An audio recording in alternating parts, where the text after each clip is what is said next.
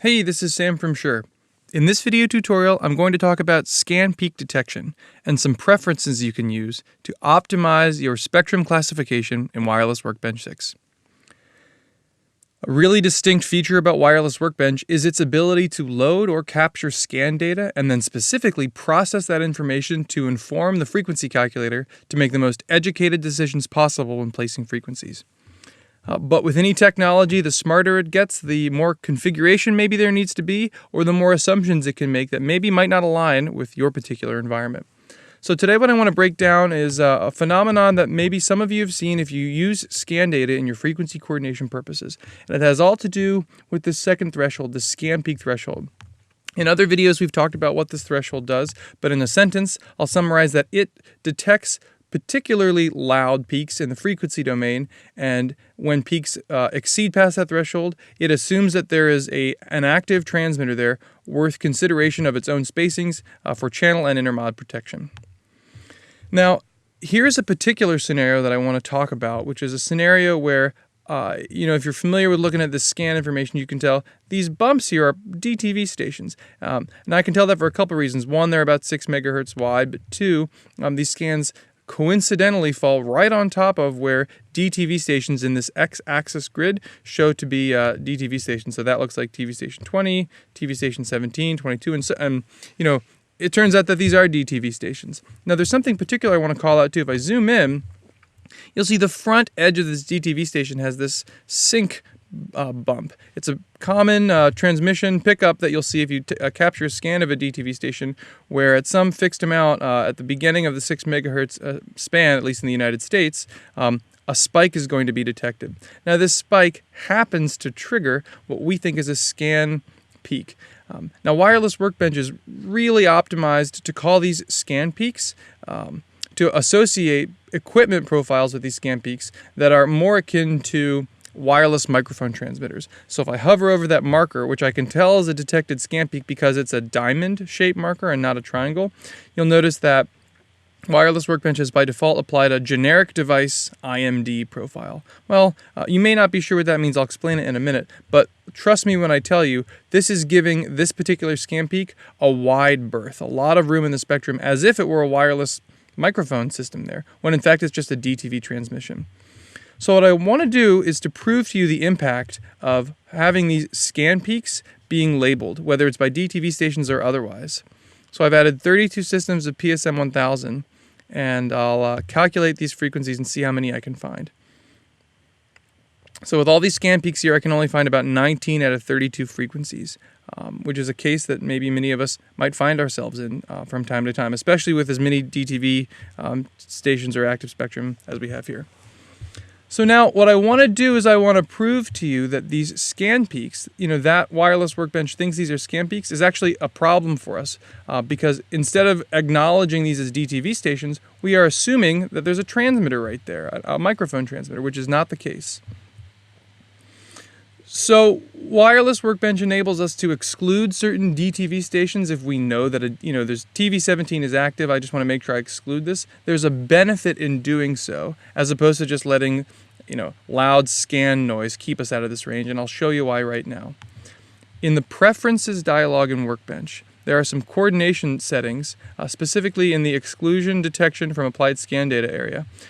This bottom one is the one I want to call out. We will ignore scan peaks within an excluded TV channel.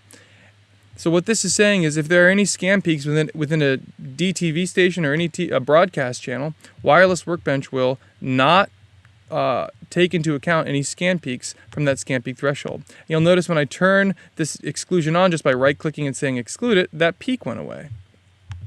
So this is an encouragement to say if there are DTV stations captured in your scan, it behooves you to just go ahead and exclude these. Now I'll do these manually just for simplification, but if you did a TV station lookup based on your location, that would probably be just as, if not easier, to put in your zip code and exclude those DTV stations.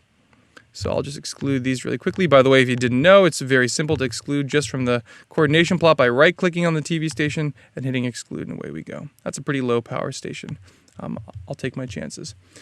So now, something as simple as excluding those DTV stations removed all those scan peaks from my coordination workspace. You'll notice the diamond markers went away, and even though the scan goes above that scan peak threshold, no markers are going to be placed where a DTV station is excluded. So now what I'll do is I'll re-coordinate, and let's see how many frequencies I find. So already, instead of 19 or 20, I'm finding 24, maybe more. Now, why am I finding more frequencies if I excluded more spectrum? Well, everything has to do with those detected scan peaks. And for that, I want to show you one setting. It might sound a little esoteric, but I think the math will help you see what I'm talking about here. If I go into the Equipment Profiles dialog, you can see all of these generic profiles that we've included in Wireless Workbench. This generic device IMD profile is the one that is by default assigned to scan peaks that exceed the exclusion threshold. And if I go into this Filtering and Intermods tab, you'll see that even in its standard configuration, well, they're all the same actually, 800 kilohertz channel spacing on either side of one of those peaks is protected, meaning unusable spectrum by any other channels with an 800 kilohertz margin, far more than we would even typically consider with a contemporary wireless microphone system. Not to mention insulation by 400 kilohertz from two-tone third-order intermods.